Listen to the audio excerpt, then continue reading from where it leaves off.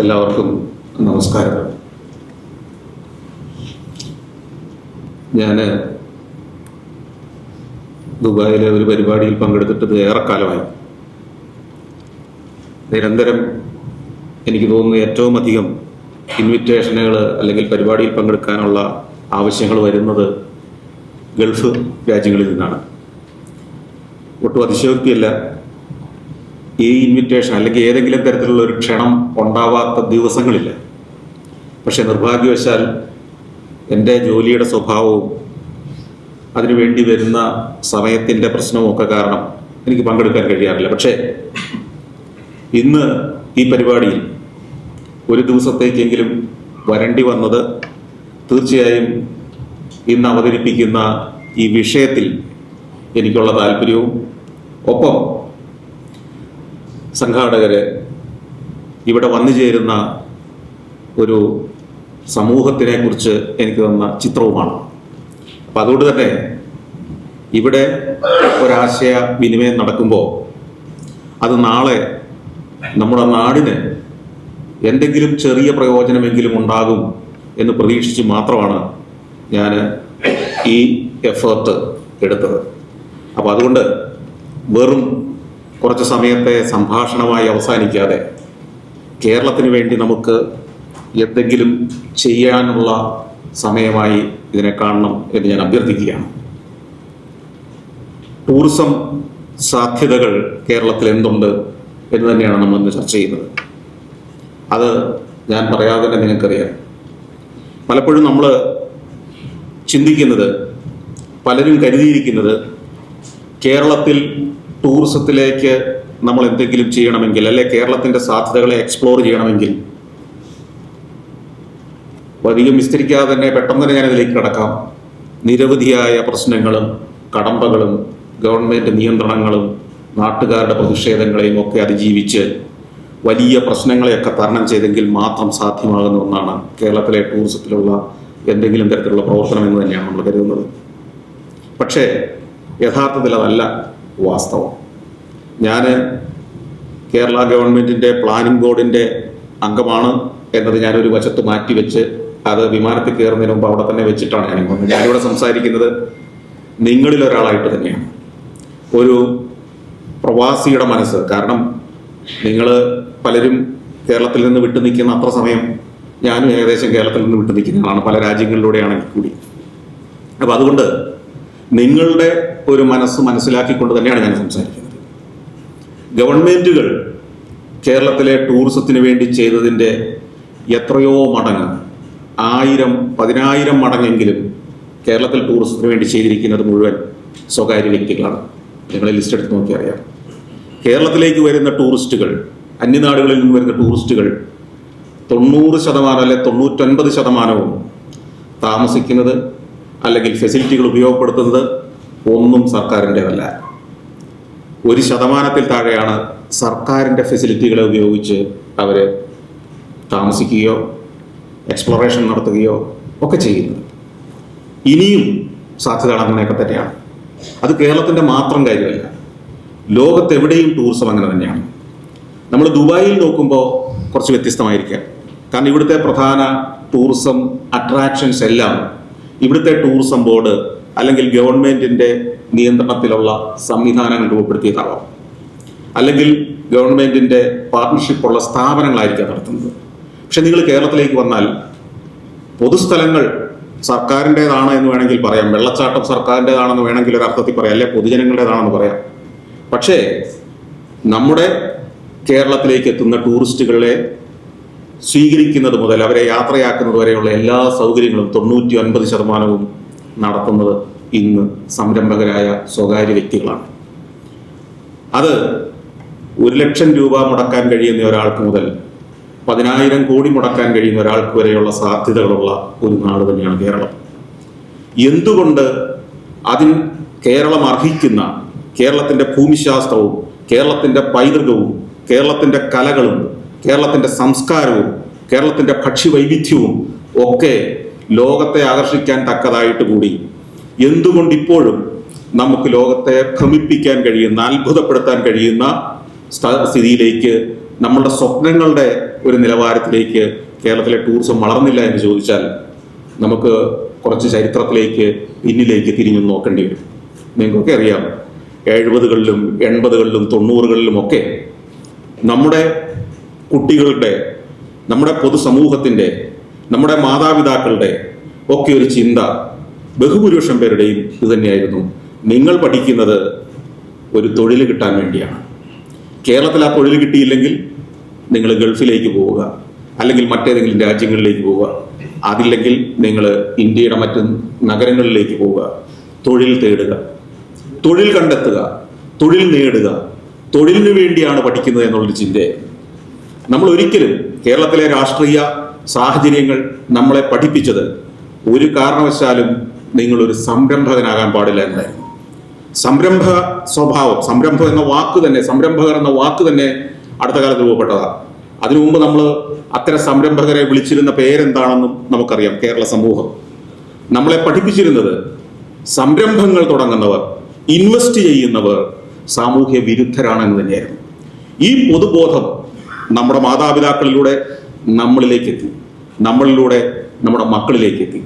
എന്നാൽ അന്യനാടുകളിൽ, മറ്റു നാടുകളിൽ, മറ്റു പല സംസ്ഥാനങ്ങളിലും, ഒരു ഉദാഹരണം പറഞ്ഞാൽ ഗുജറാത്ത് പോലുള്ള സംസ്ഥാനങ്ങളിൽ പോലും പതിറ്റാണ്ടുകളായി അവരുടെ സംസ്കാരത്തിൽ നമുക്കറിയാം ബിസിനസിന്റെ, സംരംഭകത്വത്തിന്റെ രക്തം തന്നെ അവരുടെ ശരീരത്തിലുണ്ട്. അതിലൂടെ സംഭവിച്ചത് എന്താണ്? ആ സ്റ്റേറ്റില്, ആ ജനസമൂഹത്തില് ഉണ്ടായ വളർച്ച. കേരളം ടൂറിസം മുതലായ ഒരു 4-5 പ്രമുഖ മേഖലകളിൽ രാജ്യത്തെ ഏറ്റവും മികച്ച, ലോകത്തിലെ തന്നെ ഏറ്റവും മികച്ച ഡെസ്റ്റിനേഷനുകളിലൊന്നായി മാറേണ്ടിയിരുന്നതാണ്.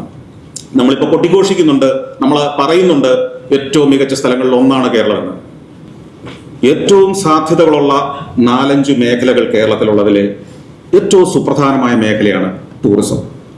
മറ്റൊന്ന് നമുക്കറിയാം, നമ്മുടെ കുട്ടികൾ ടെക്നോളജിയെ ഏറ്റവും എളുപ്പത്തിൽ സ്വാംശീകരിക്കാൻ കഴിയുന്ന, അതിൽ വൈദഗ്ധ്യം നേടുന്ന വലിയൊരു വിദ്യാർത്ഥി സമൂഹം, യുവജന സമൂഹം നമുക്കുണ്ട്. അതുകൊണ്ട് തന്നെ IT, ഇൻഫർമേഷൻ ടെക്നോളജി, അതിൻ്റെ ഫ്യൂച്ചറിലേക്കുള്ള സാധ്യതകൾ, ആർട്ടിഫിഷ്യൽ ഇന്റലിജൻസും റോബോട്ടിക്സും മുതലുള്ള മേഖലകളിൽ ഇവിടെയെല്ലാം കഴിവും കരുത്തും തെളിയിക്കാൻ കഴിയുന്ന ഒരു യുവ സമൂഹം നമുക്കുണ്ട്. അപ്പൊ അതുകൊണ്ട് തന്നെ ടൂറിസം, IT, അതുപോലെ മറ്റൊരു മേഖല നമുക്കറിയാം, നമ്മുടെ വിദ്യാർത്ഥികളൊക്കെ IT-യിലേക്കോ മെഡിക്കൽ സയൻസിലേക്കോ എഞ്ചിനീയറിംഗിലേക്കോ ഒക്കെ പോയില്ലെങ്കിൽ പോലും അവരിൽ വലിയൊരു ശതമാനവും ഗ്രാജുവേറ്റ്സ്, പോസ്റ്റ് ഗ്രാജുവേറ്റ്സോ ആയി പഠിക്കുന്ന ചില വിഷയങ്ങൾ, ഹ്യൂമാനിറ്റീസ് ആവട്ടെ, കൊമേഴ്സ് ആവട്ടെ, സയൻസ് വിഷയങ്ങളാവട്ടെ, ഇതിലൊക്കെ മിടുക്കരായി പുറത്തിറങ്ങുന്നു. നിരവധി ആളുകൾ ഡോക്ടറേറ്റ് എടുക്കുന്നു, റിസർച്ച് ചെയ്യുന്നു. അപ്പോ ലോകത്തെ ഒരു കാലത്ത് പഠിപ്പിച്ചിരുന്നത് അവരുടെ അധ്യാപക സമൂഹം മലയാളികളായിരുന്ന ഒരു കാലമുണ്ട്. ഉത്തരേന്ത്യയിലെ പല സ്റ്റേറ്റുകളിലേക്കും, ഒപ്പം നമുക്കറിയാം ഈ ഗൾഫ് നാടുകളിലേക്ക് പോലും 60കളിലും 70കളിലും ഈ UAE പഠിപ്പിച്ച അധ്യാപകരെ, അല്ലെങ്കിൽ ഇവിടുത്തെ ഷെയ്ഖുമാരെ വരെ പഠിപ്പിച്ച ആളുകൾ പലരും മലയാളി സമൂഹമായിരുന്നു.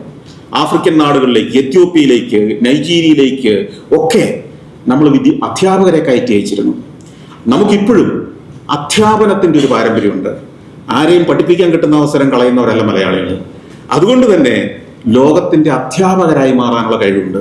എന്ന് വെച്ചാൽ വിദ്യാഭ്യാസത്തിന്റെ ഒരു ഹബ്ബായി, വിദ്യാഭ്യാസത്തിന്റെ ഒരു കേന്ദ്രമായി കേരളം മാറാൻ കഴിയും. ലോകരാജ്യങ്ങളിൽ നിന്ന് ഇന്ന് കേരളത്തിൽ നിന്ന് വിദ്യാർത്ഥികൾ മെഡിക്കൽ സയൻസ് പഠിക്കാൻ മധ്യേഷ്യയിലേക്ക്, റഷ്യയിലേക്ക്, അല്ലെങ്കിൽ മറ്റു ചില രാജ്യങ്ങളിലേക്കൊക്കെ പോകുന്നത് പോലെ മിഡിൽ ഈസ്റ്റിൽ നിന്ന്, ആഫ്രിക്കൻ രാജ്യങ്ങളിൽ നിന്ന്, മധ്യേഷ്യയിൽ നിന്ന്, ലോകത്തിലെ വിവിധ രാജ്യങ്ങളിൽ നിന്ന് പഠനത്തിനായി, ഉന്നത പഠനത്തിനായി എത്തിച്ചേരാവുന്ന ഒരു കേന്ദ്രമാക്കി, മികവിന്റെ കേന്ദ്രമാക്കി മാറ്റാവുന്ന ഒരു സ്ഥലമാണ് കേരളം. 4-മതായി കേരളത്തിന്റെ ഏറ്റവും വലിയ സാധ്യതകളിലൊന്ന് നമുക്കറിയാം മെഡിക്കൽ രംഗമാണ്. ആയുർവേദം പോലുള്ള മെഡിക്കൽ ആ ചികിത്സകളെ കുറിച്ച് മാത്രമല്ല ഞാൻ പറയുന്നത്, മോഡേൺ മെഡിസിൻ. കേരളത്തിൽ ഇന്ന് മെഡിക്കൽ രംഗത്ത് പ്രൈവറ്റ് മേഖലയിൽ വലിയ വളർച്ച ഉണ്ടാകുന്നുണ്ട്. മലയാളികൾ അവിടെ നോക്കുമ്പോൾ മെഡിക്കൽ രംഗം ഒരു വ്യവസായവൽക്കരിക്കപ്പെട്ടിരിക്കുന്നു, ചെലവേറിയൊരു മേഖലയാണ്, സാധാരണക്കാരന് പ്രാപ്യമല്ല എന്നൊക്കെ നമ്മൾ ചിന്തിക്കുമ്പോഴും ലോക നിലവാരത്തിൽ കൊച്ചിയിലെ പ്രധാനപ്പെട്ട പല ഹോസ്പിറ്റലുകൾ നമ്മൾ നോക്കിക്കഴിഞ്ഞാൽ അറിയാം, ഒരു 15% പേഷ്യൻസ് ഇന്ന് വരുന്നത് മിഡിൽ ഈസ്റ്റിൽ നിന്നോ ആഫ്രിക്കൻ രാജ്യങ്ങളിൽ നിന്നുമാണ്. അതിൻ്റെ അർത്ഥം ഈ 4 മേഖലകൾ, tourism, IT, education and medical science, ഈ 4 മേഖലകളിലെങ്കിലും ഏറ്റവും ചുരുങ്ങിയത് ലോകത്തിൻ്റെ ഒരു ശ്രദ്ധാകേന്ദ്രമായി, ലോകത്തിൻ്റെ ഒരു സുപ്രധാനമായ ഒരു മേഖലയാക്കി മാറ്റാൻ കഴിയുന്ന ഒരു സ്ഥലമാണ് കേരളം. അതിൽ ഏറ്റവും സുപ്രധാനമായ മേഖലകളിലൊന്നാണ് ടൂറിസം. നമ്മുടെ തലയ്ക്ക് മുകളിലൂടെ, കേരളത്തിൻ്റെ തലയ്ക്ക് മുകളിലൂടെ ചാർട്ടേഡ് വിമാനങ്ങൾ നമ്മുടെ 2 അയൽ രാജ്യങ്ങളിലേക്ക് ദിനവും പറക്കുന്നുണ്ട് എന്നുള്ളത് നമ്മൾ പലപ്പോഴും അറിയുന്നുണ്ടാവില്ല.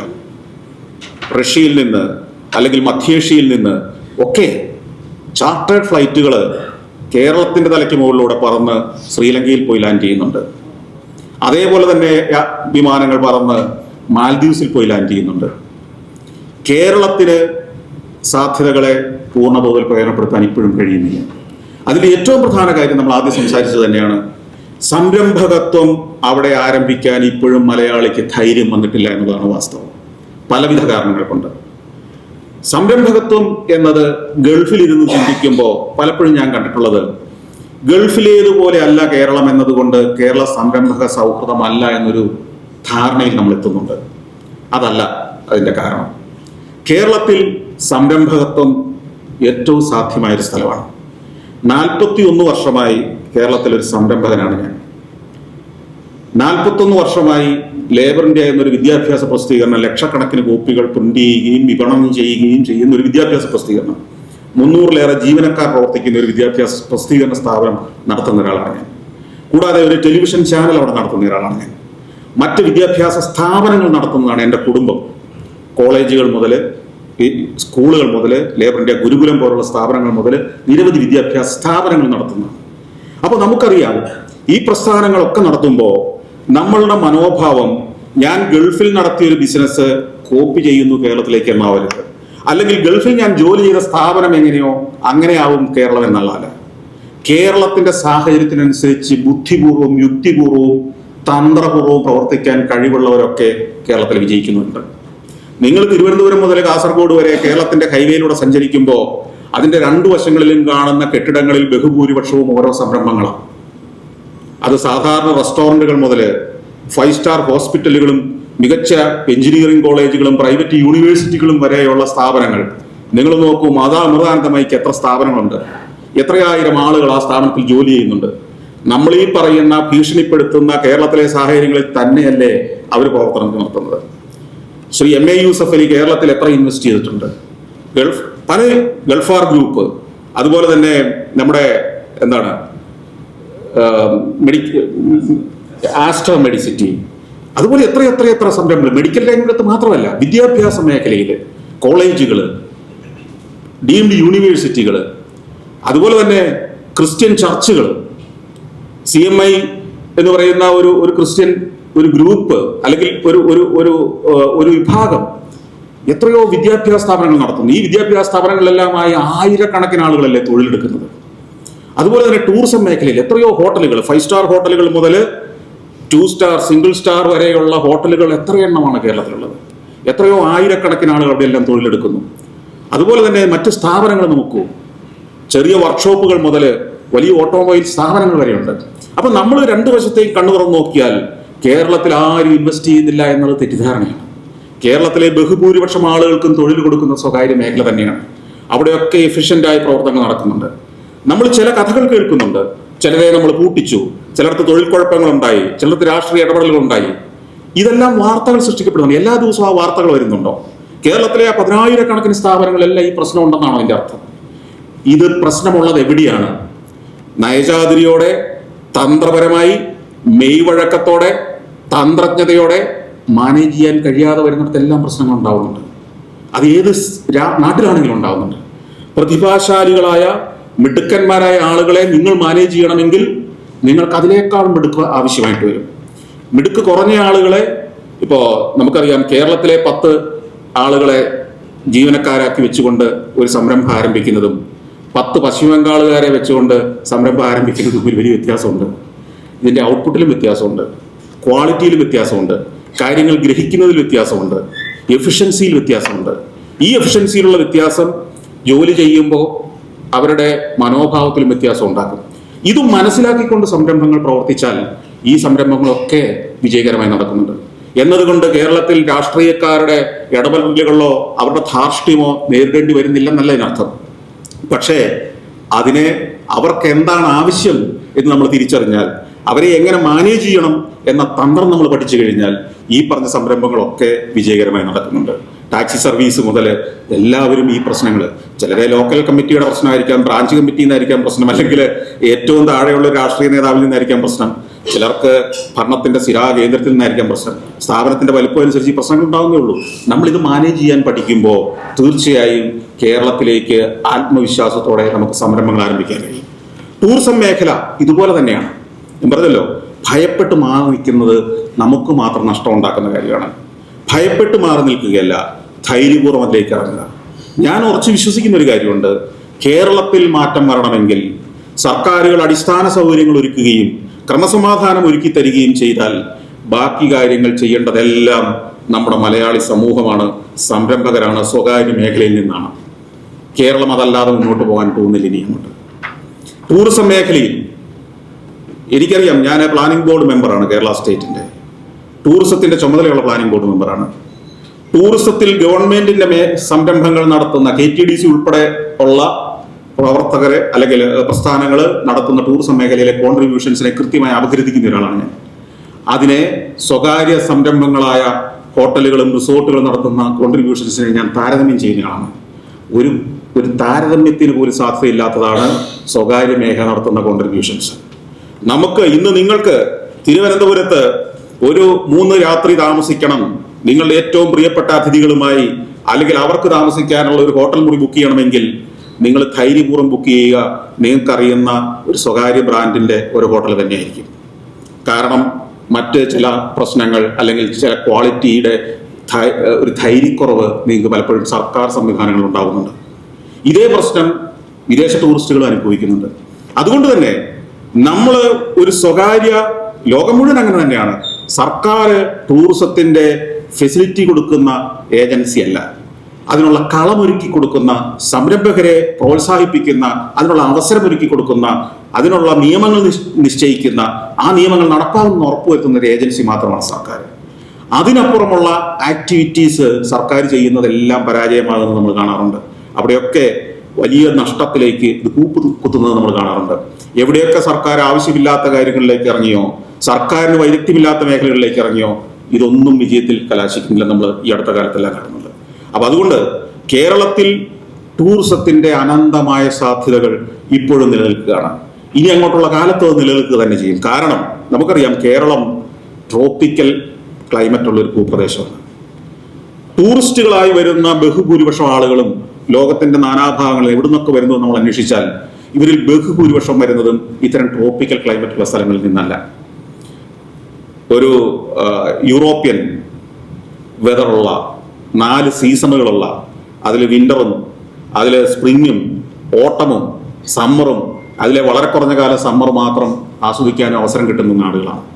എന്നാൽ ഈ വിന്ററിന്റെ ഏറ്റവും തീവ്രമായ കാലം മുഴുവൻ ഏറ്റവും പ്ലസന്റായ കാലാവസ്ഥയുള്ള, ഏറ്റവും ഗംഭീരമായ ആഘോഷങ്ങളുള്ള, ഏറ്റവും ഗംഭീരമായ അനുഭവങ്ങൾ നൽകുന്ന ഒരു നാടാണ് കേരളം. ഈ സാധ്യതകൾ, ഈ കാലാവസ്ഥയുടെ സാധ്യതകളാണ് തായ്ലൻഡും ഇന്തോനേഷ്യയും മലേഷ്യയും ഫിലിപ്പീൻസും അല്ലെങ്കിൽ ബാലിദ്വീപും നമ്മുടെ ഈ തൊട്ടടുത്തുള്ള ശ്രീലങ്കയും വരെ പ്രയോജനപ്പെടുത്തുന്നത്.